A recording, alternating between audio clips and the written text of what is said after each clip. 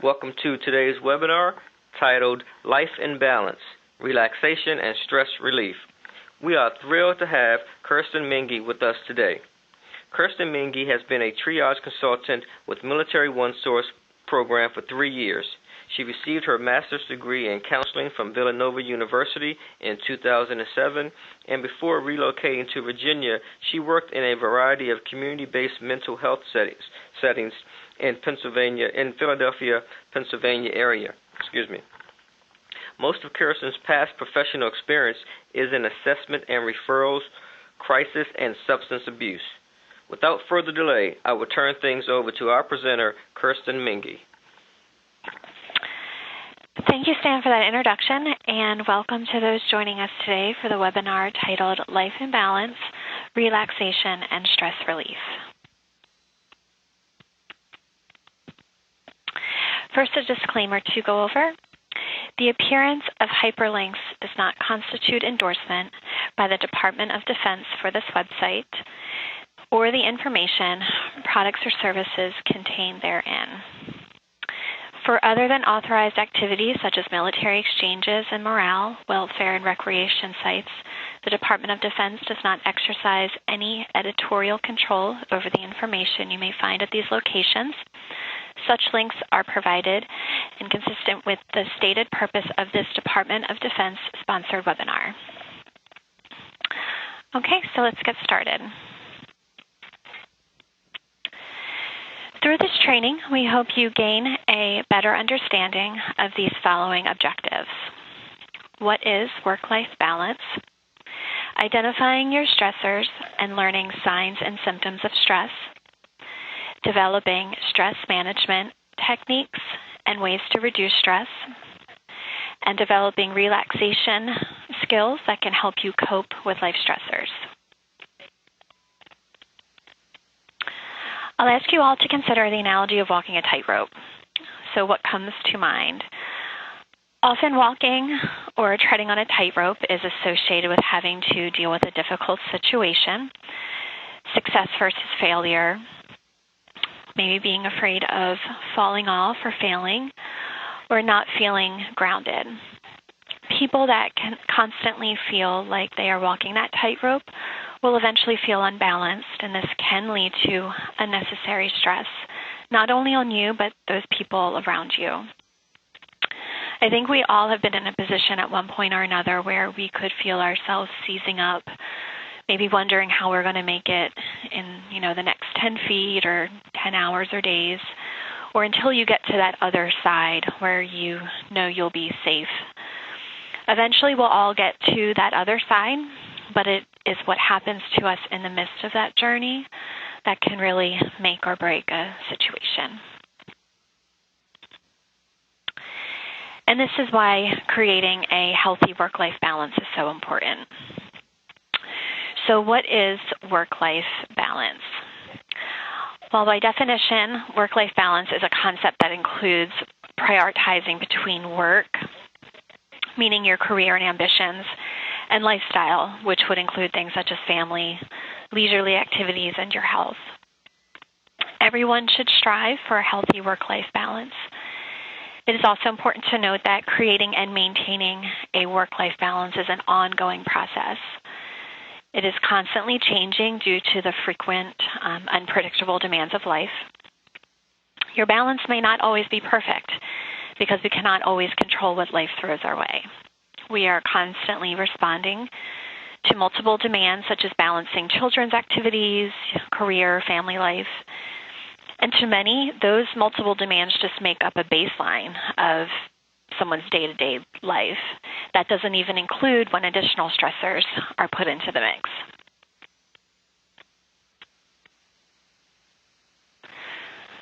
So we will now discuss both external and internal stressors that may create a barrier in either creating or maintaining a healthy work-life balance.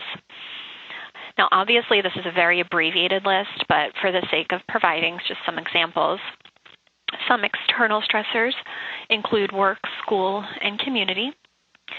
And internal stressors can be a bit tougher to tackle as they are often self-generated and because they're often caused by our own negative perceptions. Nonetheless, they are just as important and include our attitudes, beliefs, expectations, and even behaviors.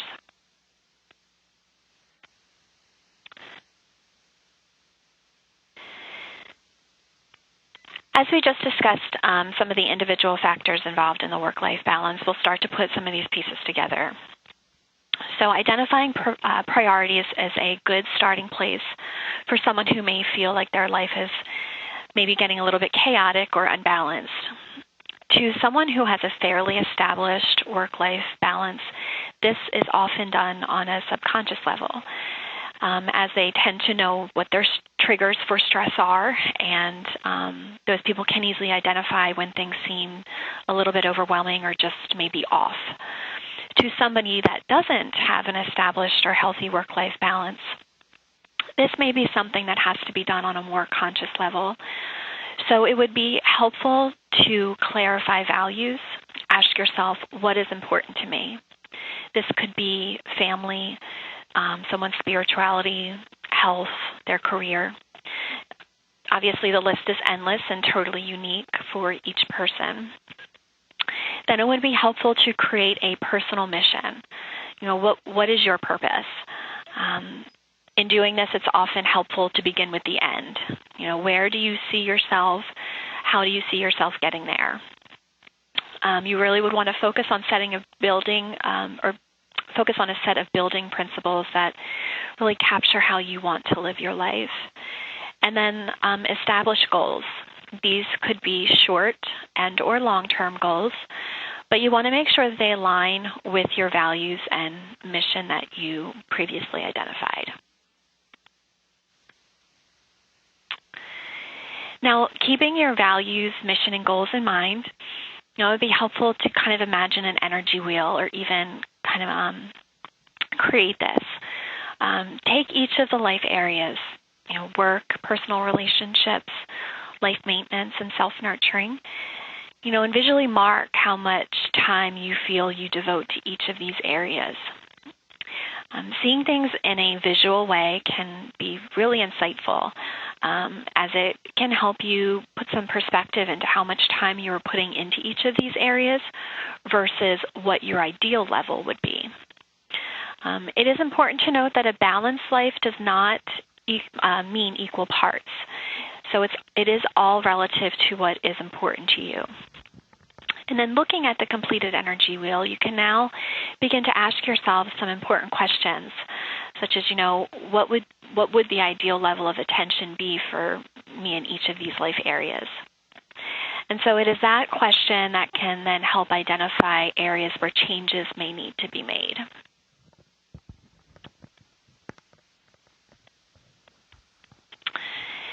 And so we'll now shift our attention to the body and stress. Stress is the body's reaction to any change that requires an adjustment or a response. Stress that continues without relief can lead to distress, which is a negative stress reaction.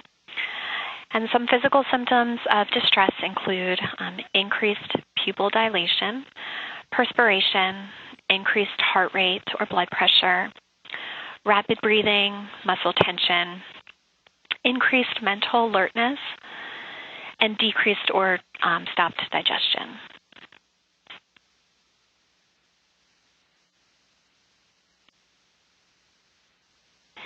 In addition to the physical impact stress can have on the body, stress can also impact us on an emotional, mental, and behavioral level.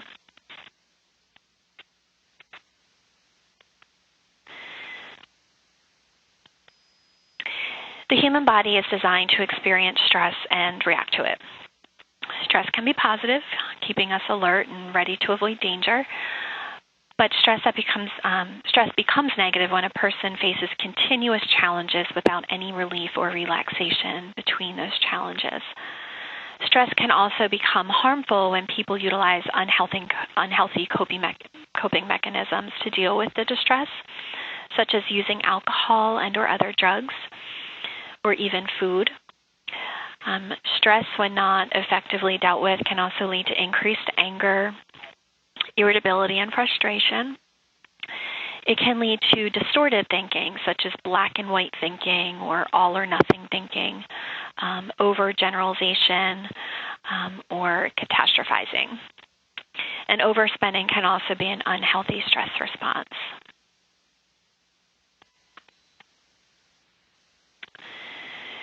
So we'll now focus our attention on how to develop some healthy ways to manage stress. It's impossible to delete all the stress from our lives. For instance, bills don't stop coming. There'll never be more hours in the day, and work and family responsibilities will always be demanding. But we do have more control over stress than you may think. Stress management is all about taking charge of your behavior, lifestyle, thinking, and support system.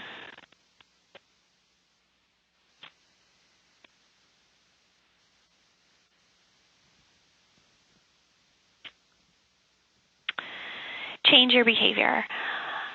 A large part of stress management involves changing the stressful situation when you can, changing your reaction when you can't, taking care of yourself, and making time for rest and relaxation. So being assertive, getting organized, venting emotionally, verbalizing your thoughts and feelings, and using humor along with diversion and distraction are all examples of changes that you can make with how you operate in your daily life.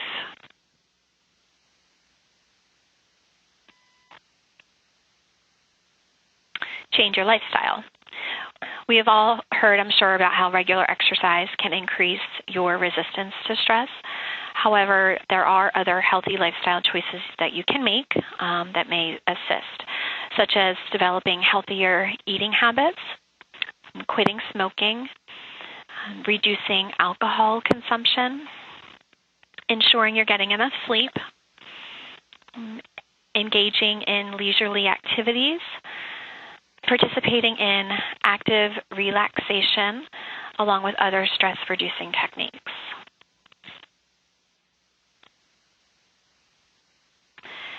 And then changing your thinking. This includes cognitive reframing and examining your beliefs, and we'll explore both of these in a little bit more in depth. So cognitive reframing consists of identifying irrational or maladaptive thoughts and disputing them in efforts to replace them with more positive alternatives.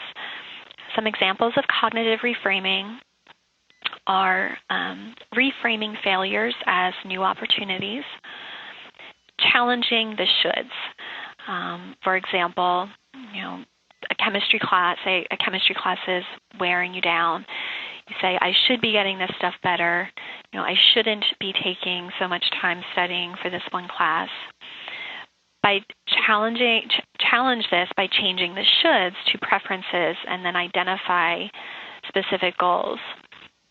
So by doing this, that same statement would turn into, I would prefer that the material came more easily to me. I did get a B on the last test, which isn't bad. Or maybe getting a study group together may help us all learn a bit faster. Avoid all or nothing thinking. Be compassionate with yourself. Stop setting yourself up for failure by demanding perfection. And learn to be okay with, good enough. Focus on the present. Projecting into the future can easily lead to unnecessary stress. And embrace optimism.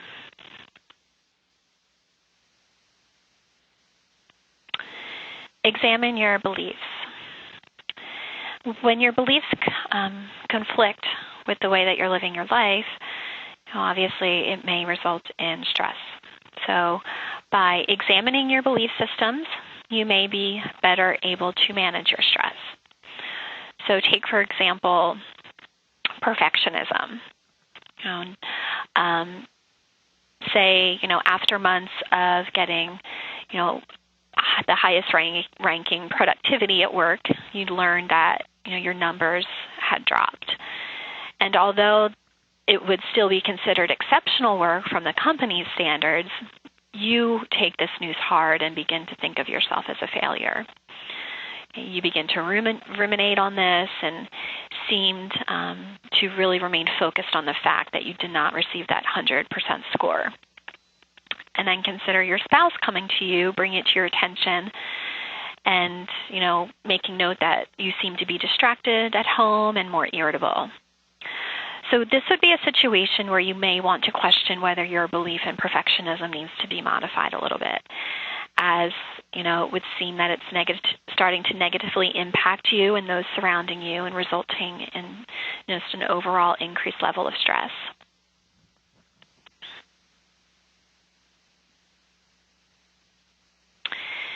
Social beliefs. Creating social beliefs is an important aspect of healthy stress management, as it can create a sense of belonging. It can assist in developing an increased sense of self-worth, and can also provide one with a sense of security, which can all ultimately assist with decreasing stress. To establish a set of social beliefs, you would want to consider the following. Identify your social support needs. Identify helpful versus non-helpful behavior. What is helpful to one person may not be to another. And communicate your needs. Bottling things up will only result in possible resentment and increased stress.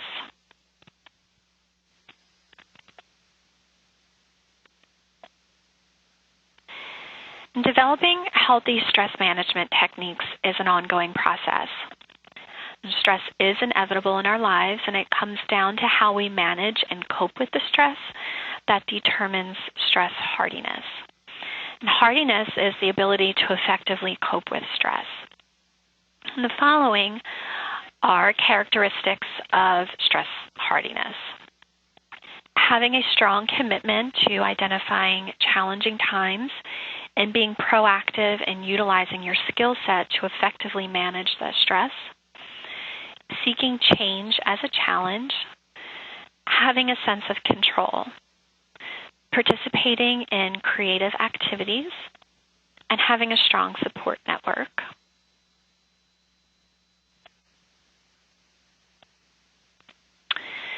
Developing a plan to reduce stress, also known as the ABCs of stress reduction.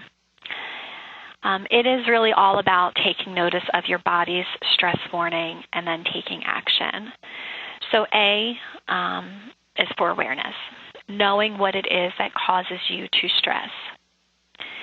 B is for balance, learning positive ways of balancing the stress in your life, thus enabling you to work with it versus having it overpowering you. And C is for control. Awareness plus balance equals control. So if you are aware of the stressors that are causing stress reactions and you have the tools for positively handling the stress, then you are well on your way to gaining control of that stress.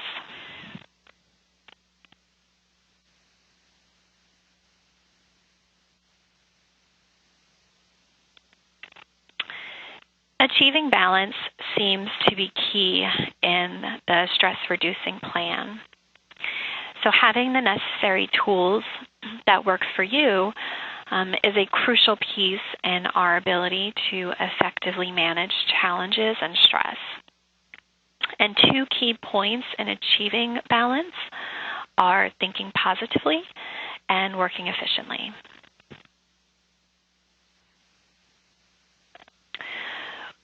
We have all, I'm sure at some point, have utilized a relaxation technique. But here are just a few examples that you may find helpful. Relax your stress triangle, which is the neck and shoulder area. Shoulder shrugs or the double chin, where you tuck your chin tightly into your chest, are a couple of ways to relax this area. Meditate. Deep breathing exercises, progressive muscle relaxation, which is a process of systematically tightening particular muscle groups in your body and then releasing that tension in a slow manner, paying particular notice of how your muscles feel when you relax them. Obviously, exercise, visualization or guided imagery, which involves creating a detailed mental image of an attractive or peaceful setting. This is often paired with progressive muscle relaxation. And then laughter.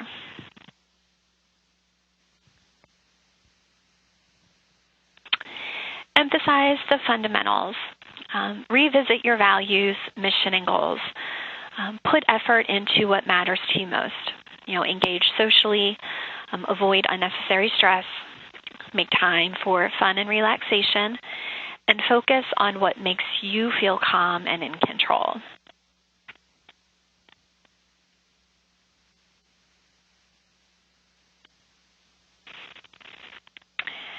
And life balance is an ongoing process.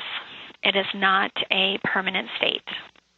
So be flexible, as there will always be a need to make adjustments and accommodations pending what life throws our way. And know when to seek help. So if stress seems to be overwhelming you and, stress reduction methods aren't working, please seek help from a trained counselor or through a military and family support center, a chaplain, or other behavioral health services.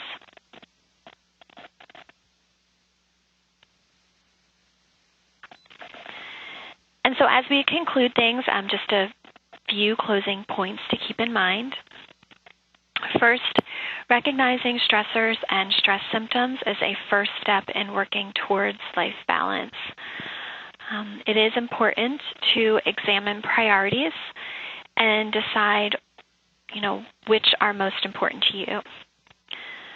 Practicing relaxation and other stress reduction methods can help to change your perspective and achieve a more balanced life. And finally, seek help if the stress symptoms persist.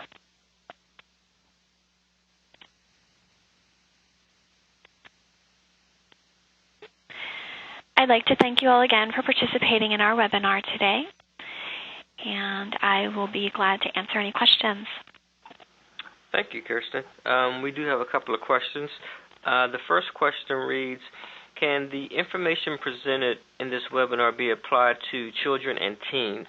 Specifically, what are some coping skills that tend to work best for adolescents who are struggling with stress? Actually, yes. A lot of the information presented in the webinar, specifically as it relates to coping skills, can be utilized by adolescents and children. So, as adults, maybe those in a helping profession, we can help, or even as parents, we can help adolescents who are struggling with stress by maybe encouraging more rational thinking, help them understand what might be fantasy versus reality, helping that provide the child with some control, meaning maybe helping the child make some choices within the family framework. This could be, helping them choose some family activities or allowing them to rearrange their room. Making that child feel like they're in control can help decrease some unnecessary stress. And then I would communicate, encourage them to talk about their stressful day or whatever it is that's bothering them. And then you can teach the child some relaxation skills. Deep breathing exercises are great. Again, the muscle relaxation exercises. And then some more age-appropriate activities, maybe drawing, writing, or utilizing prayer. Whatever works. Those would all be great coping skills that the child may be able to utilize. Thanks. The next question reads, where can I find more information on progressive muscle relaxation or visualization guided imagery? Is this something that I can do on my own? Yes. You can find a lot of information on how to utilize progressive muscle relaxation and visualization on the internet. If you have access to a computer, it's certainly something that you can learn to do on your own or with the help of a counselor or instructor. Again, I kind of briefly touched on it during the webinar, but progressive muscle relaxation is a procedure that teaches you to relax your muscles through a two-step process. First you would deliberately apply tension to the certain muscle groups, and then you would stop that tension and then really focus on how the muscles are relaxing as that tension flows away. And then guided imagery is also something you can very easily do on your own. There's also tapes or scripts that you can obtain through the internet or purchase. Military One Source, there is the chill drills, which is an orderable item for eligible participants. It can be downloaded off the website. And I also think it can be ordered as a preloaded MP3 player, and it actually contains a series of audio recordings designed to help with stress reduction. So that would be a really great tool as well. Awesome, thanks. At this time, there are no other questions that have come in. So I would like to thank you, Kirsten Menge, for sharing your invaluable experience and expertise. I would like to also thank our attendees for participating in today's webinar. And if you find yourself having questions after the webinar is over, please email moswebinars@militaryonesource.com, and I'll get the questions over to our presenter, and we'll get an answer back to you as soon as we can. This concludes today's webinar on life in balance, relaxation, and stress relief. Thank you all for attending, and have a great day.